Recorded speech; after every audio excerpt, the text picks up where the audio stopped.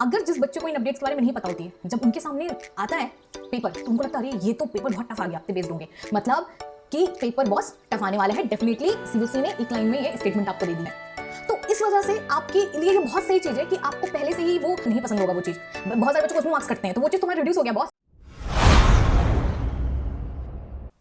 Hey everyone, it's your biology educator Nikita Shukla. Welcome to this channel. बहुत बहुत स्वागत है बच्चों। अगर आप क्लास 12 का बोर्ड देने वाले हो तो ये वीडियो आपके लिए बहुत इंपॉर्टेंट है क्योंकि सीबीएसई ने आपके पेपर पैटर्न में कुछ चेंजेस कर दिए हैं और वो चेंजेस आपके लिए जानना बहुत इंपॉर्टेंट है। देखिए होता क्या है कि अगर हम जब भी क्वेश्चन की तैयारी कर रहे होते हैं क्लास 12 के भी, आप में से जितने बच्चे होंगे सब कोई इनको एक पीवाईक्यूज बुक लिए होगे, नहीं लिए होगे तो एटलीस्ट आप प्लान करोगे कि हाँ हम बुक लें, है ना। और आप अपने स्कूल एग्जाम हो या प्री बोर्ड्स हो या कोई भी एग्जाम हो, आप पीवाईक्यूज जरूर सॉल्व करके जाते हो, है ना। पीवाईक्यूज आप सॉल्व करते हो, टीचर भी बोलते हैं, इवन हम भी आपको सजेस्ट करेंगे कि अरे आपके लिए पीवाईक्यूज बहुत जरूरी से सॉल्व करो। बट सिर्फ पीवाईक्यूज सॉल्व करते रहना और उससे क्या होता है कि आपके माइंड में एक पैटर्न फिक्स हो जाता है कि हाँ ये इस टाइप के ऐसे पैटर्न के ऐसे क्वेश्चन आएंगे, ठीक है। तो वो तो उसके बाद क्या होता है, अगर कोई लेटेस्ट चेंज आए होते हैं, ठीक है, जैसे इस बार सीबीएसई ने पैटर्न चेंज किया है, तो अगर जिस बच्चे को इन अपडेट्स के बारे में नहीं पता होती है, जब उनके सामने आता है पेपर तो उनको लगता है अरे ये तो पेपर बहुत टफ आ गया, ये तो बहुत नई चीज आ गई है, ठीक है। एक्चुअल में उतनी प्रॉब्लम हुई नहीं रहती है जितना कि आपका सेल्फ कॉन्फिडेंस वहां से अचानक से नीचे आता है। अरे मैंने तो 10 साल के पेपर सॉल्व किए थे फिर भी मेरे साथ ये क्या हो गया। So that's why even if there are being made like small changes, you need to know, ठीक है, आप अपडेटेड रहो, है ना। जिंजी हो भाई तुम लोग। तो चलिए शुरुआत करते हैं। सीबीएसई ने क्या बोला है। सीबीएसई का देखो जो पैटर्न है, कुछ 9th और 10th के लिए अपडेट है, बट आई स्टार्ट 9th और 10th का। एक्चुअली वही सेम चीज है, कुछ चेंजेस नहीं हुए उसमें। 11th और 12th बोले तो आपका जो बोर्ड एग्जाम है उसमें देखिए क्या चेंज हुआ, एकदम ध्यान से देखना है। सीबीएसई का ऑफिशियल नोटिस है।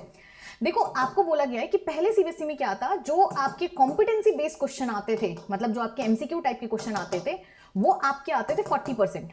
कितने आते थे आपके आते थे 40 क्वेश्चन। अभी सीबीएसई वालों ने इससे बढ़ा के कर दिया है 50%। सो मतलब समझ रहे हो बच्चों, क्लास 12th में अब कॉम्पिटेंसी बेस्ड क्वेश्चन ज्यादा आएंगे, ठीक है। 50% आपके कॉम्पिटेंसी बेस्ड होंगे, मतलब कि पेपर बॉस टफ आने वाला है। डेफिनेटली सीबीएसई ने एक लाइन में ये स्टेटमेंट आपको दे दी है, ठीक है। अब देखो सेकंड, आपके जो सेलेक्ट रिस्पॉन्स वाले क्वेश्चन होते हैं एमसीक्यू, बाकी ये 20% है, वैसे ही रहेंगे, इसमें कोई चेंजेस नहीं है। जो आपके राइटिंग वाले आंसर्स होते थे, शॉर्ट राइटिंग हो गया, लॉन्ग आंसर राइटिंग हो गया, पहले 40% होता था, उसको रिड्यूस करके 30% कर दिया है। मतलब क्या है ये क्या मजाक चल रहा है। मजाक ये चल रहा है कि CBSE day by day learning को कम इंपॉर्टेंस दे रही है, ठीक है, कि आप लास्ट मोमेंट पे रट्टा मार के अगर आओगे तो आपके लिए फिर वो मुश्किल करता जा रहा है हर साल CBSE. And which is absolutely fine. तुमको लगेगा अरे क्या क्यों कर रहे हैं ऐसा, ये तो गलत कर रहे हैं हमारे साथ, ठीक है। ये बहुत सही हो रहा है क्योंकि अक्सर बच्चे क्या होते हैं 9, 10, 11, 12 का 9, 10 का पैटर्न बहुत बकवास है टू बी ऑनेस्ट। सीबीएसई का 11, 12 तब भी सही है कि बच्चे इतनी लापरवाही और इतना ऐसे पढ़े होते हैं कि 12th के बाद वो अच्छे स्कूल में जो बच्चे बहुत अच्छा परफॉर्म करते हैं 12th के बाद भी उनसे कोई कंपटीशन नहीं निकलता, उनको कोई कॉलेज नहीं मिलता, उनका कोई करियर नहीं बिल्ड करता, बेचारे बड़े परेशान होते हैं। तो इस वजह से आपके लिए ये बहुत सही चीज है कि आपको पहले से ही वो ट्रैक पकड़ाया जा रहा है जो अल्टीमेटली आपके लिए सक्सेस का ट्रैक होगा। So this is the very good initiative. और दूसरी चीज है कि देखो तुम लोग को डरना नहीं है। देखो 10% कॉम्पिटेंसी बेस्ड बढ़ा है, ठीक है, मतलब आपका 8 नंबर का फर्क, क्योंकि आपका अगर 80 मार्क्स का पेपर ले लो, ठीक है, 70 का ले लो तो 7 करके ले लो, 7 to 10 मैक्स आप ले लो। इतने से अगर जिस बच्चे को 70-80 मार्क्स ही लाना है, पास होना, उसके लिए कोई फर्क नहीं पड़ता। हाँ उस बच्चे के लिए जिसको कि 100 on 100 स्कोर करना है उसके लिए थोड़ा सा मुश्किल हो गया है, लेकिन आसान भी हो चुका है, ठीक है। बस डिफरेंस इतना है कि लास्ट मोमेंट पढ़ के आपके अच्छे मार्क्स जो आते थे वो नहीं आएंगे।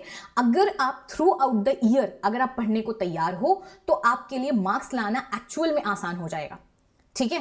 क्योंकि जो मतलब लिख के प्रैक्टिस करना, आई नो बहुत सारे बच्चे को नहीं पसंद होगा वो चीज, बहुत सारे बच्चों को उसमें मार्क्स कटते हैं, तो वो चीज तुम्हारा रिड्यूस हो गया बॉस। कॉम्पिटेंसी बेस्ड बढ़ा है, तुम्हारे कॉन्सेप्ट क्लियर है, खटाखट एफर्टलेसली तुम करोगे, तो मुझे बताना कि तुम्हारे लिए personally what do you feel it's gonna be fine और नॉट, ठीक है, मुझे कमेंट सेक्शन बताना। बाकी आई विल मेक श्योर ये आपके लिए बेनिफिशियल ही है, क्योंकि ये है सच में बेनिफिशियल है, ठीक है। और जिसको भी है कॉन्सेप्ट अपना स्ट्रॉन्ग करना है, बैचेस हम ला रहे हैं 16 से, ठीक है। आई प्रॉमिस यू, अगर आप मेरी बैच में हो, ठीक है, तो आपको प्रॉब्लम ही नहीं है। आपके कॉन्सेप्ट फ्लैश कार्ड जो बच्चे ऑलरेडी बैच में उनको पता है। तो टर्म 2 तो हम 16th आपका सितंबर से स्टार्ट कर रहे हैं। You can join with me and currently आपका तो बेटा ऑफ भी चल रहा है, ठीक है, तो जाके सब्सक्रिप्शन ले लो।